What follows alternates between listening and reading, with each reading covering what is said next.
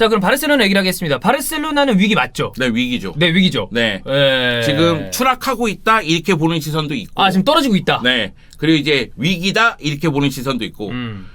그 얘기는 뭐냐면 추락과 어떻게 본다면 그 추락 직전에 거기 그 사이에 어딘가 있는 거죠, 지금. 그러니까 위험하다는 거 아니에요, 네. 결국에는 지금. 근데 진짜 적신호가 뜬지 보시기에 오래요. 진짜 좀 위험해 보이시네. 네. 그런데 저는 아틀레티코 마드리드 경기 질 거라고 예상을 했어요. 아하. 그러니까 피파 바이러스를 가장 크게 겪는 팀이 바르셀로나거든요. 네. 바르셀로나가 엄청 잘 나갈 때에도 되게 좋았을 때도 A매치 주간 이후에는 네. 그 다음에는 굉장히 안 좋았기 때문에 결국 한번 돌아보면 바르셀로나가 올 시즌 3패거든요. A매치 이후에 헤타페 만나서 졌고 그래. 또 이번에 A매치 이후에 아틀레티코 만나서 졌고 네. 그리고 엘 클라시코에서 졌고 좋고. 그러네. 네, 요렇게 이제 3패인데 문제는 헤타페라든가 아틀레티코 마드리드라든가 알라베스라든가 이런 팀들을 상대로 승리를 거두지 못한 것 이것이 바르셀로나 팬들이라든가 바르셀로나에게는 문제로 작용할 수가 있다. 왜? 그렇지. 그동안 너무 강했으니까. 네. 그동안에 이 팀들 만나면은 그냥 바로 잡는 팀들이잖아요. 네, 잡았으니까. 그러니까 설사 뭐 라이벌전이나 우승 경쟁을 해야 되는 빅클럽들과의 경기에서 성적이 안 좋을지라도 리그 우승하는 팀들 중에 그런 팀들이랑 경기는 못 이기고 대신에 잡을 팀 다 잡고 우승하는 경우들도 있어요. 네, 맞아요. 네. 그래서 이제 바르셀로나 팬들 입장에서는 불만이 굉장히 클 수가 있다. 여기다가 최근 리그 6경기에서 1승 2무 3패니까 위기 너무 안 맞습니다. 좋지. 네. 그럼 쿠만도 뾰족한 수를 지금 못 내고 있는 것 같은데 그거는 뭐 뒤에 얘기를 다시 한번 하겠습니다만 자 그럼 문제를 하나씩 좀 짚어보겠습니다. 네. 이 방송에서 바르셀로나 얘기할 때 매번 얘기한 게 여전히 그 문제예요. 그러니까 선수단 구성이 불균형해요. 일단 그러면 선수단 자체 밸런스가 깨져 있다. 네. 이적 시장에서 뭔가를 다 못했다. 네. 그러니까 바르토메오가 똥을 너무 큰 걸 싸놓고 가서버렸어. 그러다 보니까 재정적으로 어려운데 선수단 구성도 뭔가 뒤틀어져 있는 네. 그런 상황인데 주축 선수들이 지금 부상을 당하고 있어요. 그러다 보니까 바르셀로나 입장에서도 지금 굉장히 어려운 상황인 거죠. 왜냐하면은 우리가 여러 번 얘기했지만 넘버 9, 그러니까 스트라이커 골 넣어줄 사람. 없죠. 그리고 전투형 수비형 미드필더 없죠. 그 센터백 부족하죠. 그리고 또 피케 지금 부상이고. 네, 이 문제가 있는데 지금 얘기하려는 게 피케가 장기 부상을 당했단 말이에요. 지금 뭐 그냥 재활하면 몇 개월인데 수술하면 정말 장기가 될 수도 있다 이런 얘기가 나오고 있습니다. 네, 근데 피케 나이를 생각했을 때는 87이야. 네. 그럼 이번 부상은 진짜 꽤 치명적일 수가 있어요. 네. 근데 피케가 해주는 게 너무 많다고 그죠? 얘기했죠. 그러니까 피케를 욕하긴 욕하지만 그래도 피케가 해주는 건 너무 많아요. 맞아. 공중볼 걷어내는 거 거의 다 피케가 많이 합니다. 그런 측면에서 봤을 때 피케 빈자리는 매우 크고 여기다 잘 나가던 안수파티. 네. 그뿐만이 아니라 아라우호가 허벅지 부상인데 곧 돌아올 거라는 얘기도 있지만 여전히 지켜봐야 되고 세르지 로베르토도 부상이고 세리오 부스케츠도 부상이고 그러니까 주축 선수들의 부상이 너무 많은 거죠. 그러니까 선수단도 안 좋은데 여기에 주축 선수들이 부상이다? 그렇지. 그거는 이제 심각하죠. 심각한 거죠. 네.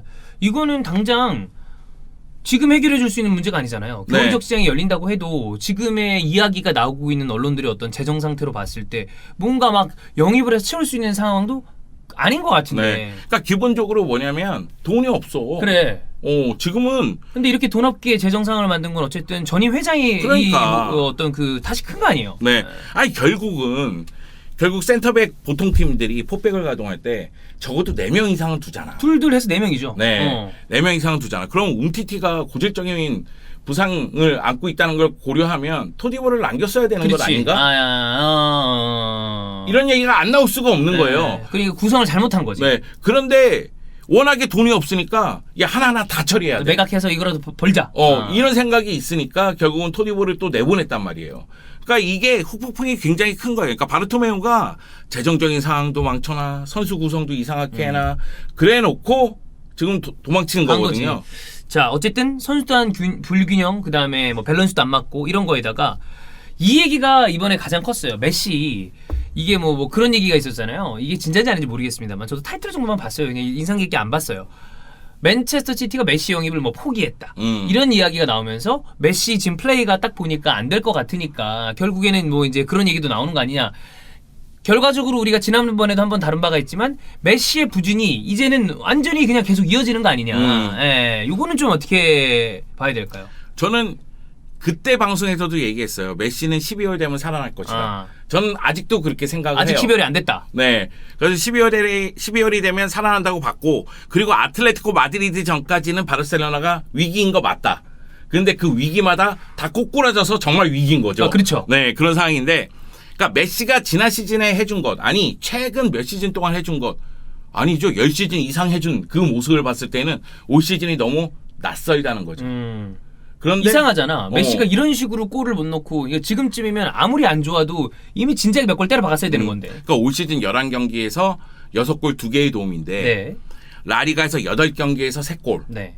그중에 이제 필드골은 1골. 맞아요. 다 PK잖아요. 네. 나머지는. 그리고 이제 챔피언스 리그 3경기에서 3골 2개의 도움이에요. 네. 그리고 챔피언스 리그는 매 경기 1골씩 적립을 하고 있어요. 넣곤 있습니다. 이 얘기는 뭐냐면 아니 라리가에서는 그렇고 챔피언스 리그에서는 이래? 그러면 메시가 챔피언스 리그에서 조금 더 많이 뛰고 조금 더 적극적으로 나오고 라리가에서는 동기부여가 떨어지는 건 아니야? 이런 시선으로도 볼 수도 있어요. 네. 또 이적 파동과 관련해서 동기부여가 떨어져서 이 선수가 지금 제 힘을 발휘하지 못하는 거 아니야? 이렇게 볼 수도 있는데 아틀레티코 마드리드전에서의 활약을 봤을 때는 너무나 아쉬움이 컸기 때문에 이런 얘기가 나오더라도 할 말은 없지만 제가 생각하기에는 어차피 메시는 피파 바이러스가 좀 있는 선수예요. 원래 좀 있다. 네, 있어요. 왜냐면 아르헨티나 가서도 언론의 집중포화 받고 맞아. 거기서 또 아르헨티나 대표팀 멱살 잡고 끌고 가야 되고 그러다 보니까 결국 A매치 이후에는 메시가 고전하는 경우가 있긴 있어요. 뭐 A매치에 가서 잘하든 못하든 그거를 떠나서 갔다 오는 스트레스가 심하죠. 그래서 어차피 메시는 12월까지는 좀 지켜볼 필요성이 있고 12월에 살아난다면 메시는 또다시 이제 바르셀로나 공격을 이끌어 나갈 거라고 저는 생각을 하는데 문제는 그리즈만이에요. 그렇지. 그러니까 안수파티가 빠지면서 결국은 쿠티뉴 그리고 페드리 그리고 트링캉 뭐 덴벨레 이런 선수들의 활약이 중요해졌잖아요. 네. 그 가운데서도 역시 골을 책임져 줄 선수는 그리즈만이에요. 그러니까 골을 안수파티가 나름대로 책임을 져줬단 말이에요. 네. 근데 이제는 그리즈만이 해줘야 돼요. 근데 그리즈만 스스로도 조금씩 마음이 떠나는 건 아니야? 이런 느낌이 드는. 아니 그래서 최근에 원래 뭐 저기 큰 수압디를 제안하려고 했었다 이런 뉴스의 타이틀도 보이더라고요. 네, 아틀레티코 거기다 마드리드 이제 측에서. 그리즈만이 올 시즌 공식 10경기에서 2골 1개의 도움밖에 안 돼요. 이거는 말도 안 되는 거지. 챔피언스 리그에서는 아예 없고 네. 라리가에서 이제 2골 1개의 도움을 했는데 라리가에서도 득점력이 너무 떨어지는 건 맞거든요. 결국은 바르셀로나는 제가 여러 번 얘기하지만 지금 상황이라면 공수 문제가 다 있는 상황이라면 네. 결국은 공격 쪽에서 풀어야 돼요. 그렇죠. 그냥 때려 박는 걸로 뭘 해야지. 네. 네. 그러니까 바르셀로나가 만약에 지금 공수 문제가 이렇게 심각할 때 수비적으로 나간다? 그러면 바르셀로나 팬들이 먼저 얘기합니다. 이건 바르셀로나 DNA가 아니야. 그러니까 뭐 이기고 지고를 떠나서 이따위로 할 거면 하지 마. 그런 얘기가 나올 수가 있기 네. 때문에 일단 공격 쪽에서 풀어야 되고 그러면은 메시하고 그리즈만이 터져줘야 된다. 솔직하게 얘기해서 많은 분들이 덴벨레가 번뜩이는 모습이 있기 때문에 그래도 덴벨레가 좀 잘해주면 이런 마음이 있지만 저는 덴벨레하고 그리즈만하고 비교하면 오히려 그리즈만을 신뢰해야 된다고 생각을 해요. 그렇죠. 네, 이건 왜 그러냐면은 뛸 수 있는 시간을 생각해서 그래요. 덴벨레는 또 언제 부상을 당해서 또 몰라? 언제 돌아올지 네. 몰라요. 근데 그리즈만은 어떻게든 쓸 수 있는 시간이 충분하니까 그럼 그리즈만과 메시와 공격 라인이 호흡이 떨어지면 괜찮을 수 있거든요. 근데 형은 그럼 메시는 12월에 다시 그 분명 제 모습을 찾을 것이다라고 그랬는데 그리즈만은 좀 어떻게 보세요? 좀 몰라요. 어려워 보이죠. 네. 솔직히 얘기하면. 솔직히 네. 몰라요. 그냥 뭐가 잘 안 맞나 봐. 뭔진 모르겠지만. 기본적으로 그리즈만이 골을 넣거나 잘하는 경기를 보면 거의 4-4-2 형태의 공격에서 최전방에서 움직일 때예요. 그때도 역습상이라든가 순간적으로 이제 뒷공간을 들어가서 경기를 풀 때거든요. 그 얘기는 뭐냐면 뒤쪽에 공간이 조금 더 있을 때 잘해요. 그런데 바르셀로나 상대로 솔직하게 얘기해서 아무리 바르셀로나가 상태가 안 좋다 할지라도 라인을 막 미친 듯이 올려서 그런 팀은 없지. 내려앉아야죠. 비아레알 그렇게 하다가 쳐맞았잖아요. 네. 그거를 알면 결국 그리즈만은 좁은 공간에서 어떻게 해야 될지에 대해서 생각을 해야 돼요. 그리고 여기서 그리즈만이 제가 메시하고 움직임에 대해서 그리즈만이 너무 의식하는 것 같다. 이런 그런 얘기 얘기를 했었는데 네. 메시하고 움직임을 의식하지 말고 풀백들하고 움직임을 좀 의식했으면 좋겠어요. 결국은 풀백들이 들어오면서 컷백 그것을 어떻게 이용할지에 대해서 좀 생각을 했으면 하는 바람이 있어요. 네. 자 어쨌든 그러면 이렇게 종합적으로 밸런스가 좀 맞지 않는 스쿼드에다가 그다음에 선수들도 개개인 컨디션이 오락가락하는 와중에 중요한 건 감독인데 네. 감독 전술은 그럼 잘 되고 있는 건지. 이것도 문제죠. 네. 그러니까 쿠만의 리빌딩은 저는 지금 평가해서 안 된다고 생각해요. 그러니까 리빌딩을 아, 쿠만이 해서- 잘리고 난 다음에 그 다음에 평가를 해야 된다. 잘린 다음에 평가할 수도 있겠지만, 아, 네. 약간 벌써 나가리 각인데. 그래도 후반기까지는 봐야지. 아, 예. 지금은 너무 이른 거 아닌가. 아하. 이런 생각은 있어요. 그런 어떤 너무 지금 이르다라는 얘기를 그 세텐 때도 하지 않으셨나요? 목이 타는구만. 세티안 발베르데 이 그림자에서 벗어날 수 없니? 아, 예. 세티안하고 발베르데 얘기할 때마다 고독해. 네. 여하튼 그러니까 쿠만의 리빌딩에 대해서는 저는 시간을 좀 더 갖고 평가를 해야 되는데, 문제는 쿠만이 전술적인 유동성을 가져야 돼요. 그러니까 쿠만이 생각하는 4-2-3-1 포메이션, 이것이 현대 축구에 더 맞고 네. 더 효과를 발휘한다고 생각을 하더라도 지금 앞쪽에 얘기한 문제, 부상 선수가 너무 많잖아요. 많죠. 그래서 선수단이 불균형이잖아요. 그러면 선수단 상태를 보고서 그거에 맞게 포메이션이라든가 전술을 짜야 되는 거죠. 일단 현실적으로 가라. 네. 그러니까 본인 이거 상황 안 좋은데 본인 철학 고수하다가 성적이 너무 안 따라주면 본인 철학 보여주기 전에 나가리야. 맞아요. 일단은 성적을 어느 정도 받쳐놔야 위에서도 팬들도 그래 일단 좀 더 두고 보자 이 생각을 하지. 만약에 성적 곤두박질 치면 이거는 뭐 철학 고수하다가 본인 밥줄 끊겨. 네. 그러니까 아틀레티코 마드리드전에서 뭐 소위 축구 팬들이 얘기하는 애무 축구가 또 나왔잖아요. 예, 맞아요. 안쪽으로 들어가지 못하고 바깥쪽으로만 볼이 돌아가는. 애무 좋아하시나요? 누구요? 저요? 예. 아이 나 참. 왜 또 커피를 드세요? 노코멘트 하겠습니다. 그냥 상상만으로 웃었어요. 알겠습니다. 아 예. 네. 아이 나 참. 네. 네. 찬우가 좋아하지. 아 예. 혼자 죽지 않아. 네네네. 여하튼 쿠만 감독이 생각할 때에는 공수 전환할 때의 속도 또는 상대가 수비에서 공격으로 전환될 때 이것을 어떻게 막느냐에 대해서 고민을 좀 많이 해야 돼요. 지금 수비 쪽에 과부하가 걸리는 상황이 좀 있고, 그러다 보니까 수비수 퇴장이라든가 수비수들 부상이 많은 편이거든요. 맞아요. 근데 수비수 숫자도 부족해요. 그 점을 고려했을 때는 쿠만 감독이 리빌딩하는 건 좋단 말이야. 그리고 리빌딩에 대해서는 우리가 적극적으로 지원을 또 해야 돼요. 그런 가운데에서 좀 유동적으로 선수 기용도 그렇고 전술도 그렇고 좀 유동적으로 이 상대에 따라서 상황에 따라서 좀 대처를 잘해줬으면 좋겠다. 네, 그렇습니다.